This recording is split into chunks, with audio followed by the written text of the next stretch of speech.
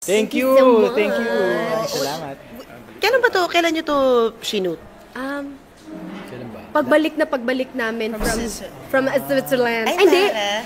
Yes. Basta Europe. Yes. I love Hindi it. namin alam. Balik So, galing. parang recent yun.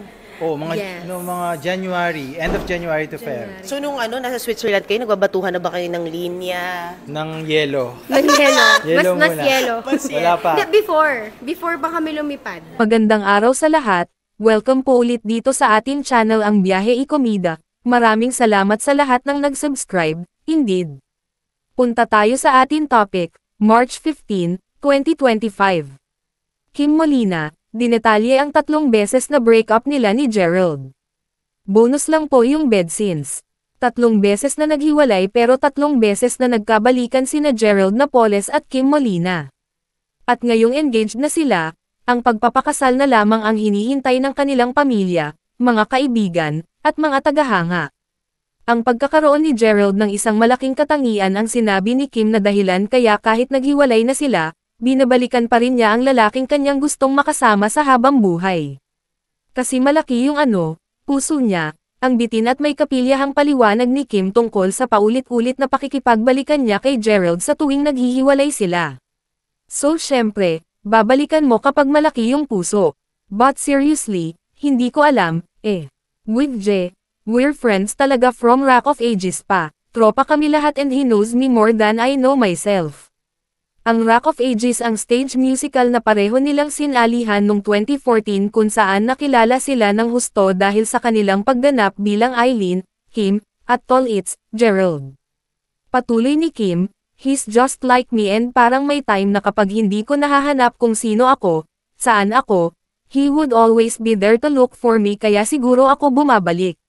Napag-usapan ang paghihiwalay ni na Gerald at Kim dahil sa On XU, ang pelikula nila na ipalalabas sa mga sinehan simula sa April 9, 2025. Detalyadong ikinwento ni Kim sa ginanap na media conference ng On XU ang mga pagkakataon na winakasan nila ni Gerald ang kanilang relasyon. We broke up 3 times already.